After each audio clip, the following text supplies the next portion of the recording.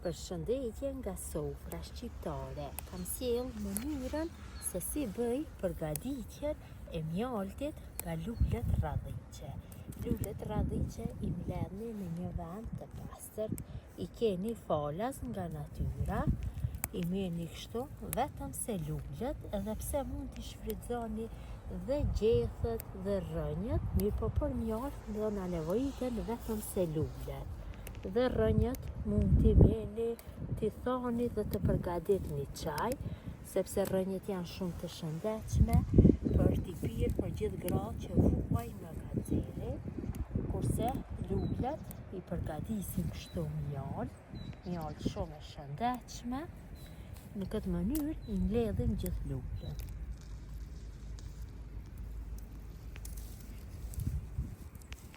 Pasi kam bërë mbledhjen e luleve, pra më njëherë duhet bëhet përgatitja, sepse e vëreni dhe vetë fillojnë që të mbyllën lulet, mirëpo nuk ka rëndësi sa mbyllën, mirëpo më mirë është që të jenë kështu të hapura. Marrim dhe i pastrojmë kështu nga ndonjë barishte apo nga ndonjë insekt, i hedhim në një sit, më mirë është që t'i hedhim që më pas të bëjmë larjen, ja largojmë dhe këto gjethet e tyre mund t'i përdorni dhe si sallat. Kështu, i pastrojmë pak me duar i tundim që t'ju largohen insektet. Gjithsej kam 400 copë me lule radhiqe. Ju mund të 2 fyshani masa, 3 fyshani, qofse përgatitni me për masa më të mëdhaja. Ju largojmë këto barishtët, kalojmë në kullojse dhe vetëm shumë pak let i lajmë, i pastrojmë. Përgatitja është shumë e thjeshtë, nuk ju merr shumë kohë dhe mund ta shfrytëzoni këtë mjalt gjatë gjithë vitit, e sidomos gjatë stinës së dimrit, kur kemi problem shumë me gripa, viroza, përkollitja, është një mjalt shumë e mirë. Pastrojmë kështu.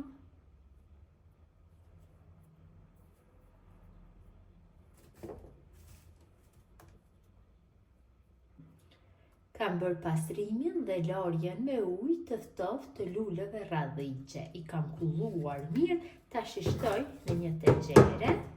Kështu. Marr një portokall dhe një limon dhe i pres në feta të holla. Limonin dhe portokallin i kam pastruar mirë me ujë.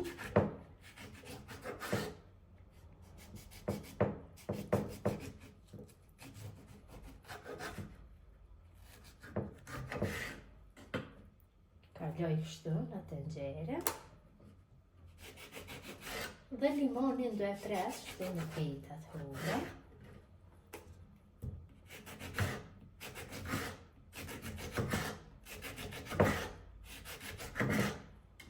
Kaloj në tenxhere. Për këto masa është e nevojshme që ta hedhim 1 litër e 300 ml me ujë. Tenxherën e vendosim në zjarr dhe në temperaturë mesatare, masën do e zim për 20 rreth 30 minuta. Masa është zier rreth 25 minuta, është gati që të largohet nga zjarri. E mbulojmë kështu me një pecetë kuzhine dhe e lojmë në ambient freskët dhome që masa të qëndrojë për 24 orë. Pasi ka qëndru masa për 24 orë e mbuluar, tash marrim dhe bëjmë kullimin. E marrim një tjetër dhe vendosim një kullojse apo në një plëhur, bëjmë kullimin, varet se si doni të punoni. Mundohem që mirë ta bëj kullimin. Pak tash masën dhe shtrydhi me blu, kështu që t'ja largoj gjithë lëngun.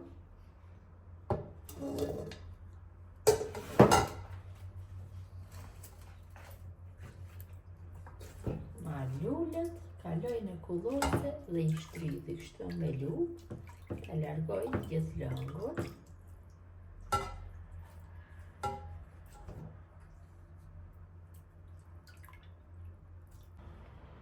Tash masën e kulluar përsëri e kthej në tenxhere, sepse do bëjmë zirje, dhe ja shtoj sheqerin. Unë do ja shtoj kështu sheqer integral të shtoj, kurse ju mund të shtoni edhe sheqer të bardhë, kështu sheqer të katë, më i shëndetshëm do jetë. Sheqeri i bardhë është shumë i mirë, kurse sheqeri kafe, kështu integral, do jetë më i shëndetshëm. Për këtë masa është të mjaftueshme 1 kg me sheqer. Përzi masën. Tenxherën e vendosim në zjarr dhe në temperaturë mesatare, e zi masën duke e përzier vazhdimisht derisa masa fillon që të vlojë. Pra përzierja patjetër duhet bëhet vazhdimisht. Në qoftë se doni që mjalta të merr një ngjyrë më të verdhë, atëherë e përgatitni me sheqer të bardhë. Mirë po kështu me sheqer integral do jetë shumë më shëndetshme. Mund ta përdorin dhe gjithë ato persona që vuajnë nga diabeti. Bëjmë përzierje derisa të bëhet vlimi. Masa ka filluar që të vlojë dhe sheqeri shkrier plotësisht. Tash nuk ka nevojë që të bëjmë përzierjen, vetëm se e ullim temperaturën në minimale dhe masën do e zim dikon rreth 1 orë e gjysmë. Nuk ka nevojë që të bëhet përzierja, patjetër temperatura duhet jetë në minimale. Masa është zier mjaftueshëm, ma ka filluar që të trashet, mirë po është ende e nxehtë dhe për atë duket se është shumë e lëngshme. Tash masa është gati të largohet nga zjarri, kështu voltën nxehtë mund ta kaloni nëpër kavanosa ose ta lini të ftohet.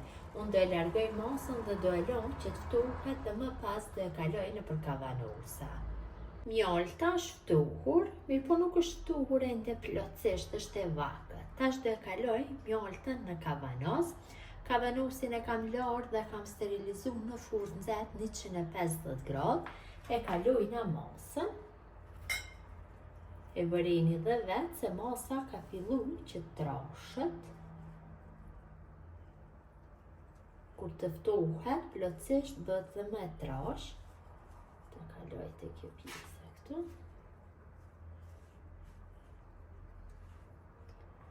Ja dhe si duket.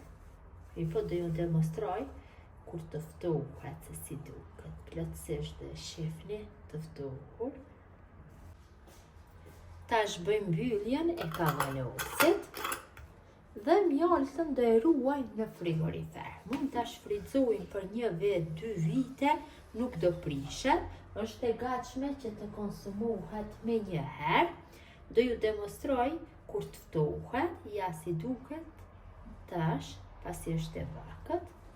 Do shihemi dikon pas 3-4 orëve pasi të bëhet ftofja plotësisht, do e vendosim në frigorifer. Pasi mjalta ka qëndruar në frigorifer, duket në këtë trashësi. Vërtet ka dalë shumë e mirë. Një mjaltë shumë e shishme, e shëndetshme, e cila kuron shumë sëmundje për sistemin imunitar, sistemin e tretjes, për pastrimin e gjakut, për mëlçi, për bronhit. Pra kuron shumë sëmundje tjera. Besoj se u ka pëlqyer mënyra se si kam përgatitur mjaltë nga lulët radhiqe. Gjithë ju motra që e përgatisni këtë mënyrë, ju bëft mirë. Ju lutem këtë video të ndani tek miqët dhe dëshëmirët tuaj, mirëmbëjtje nga sofra shqiptare deri në recetën e radhës.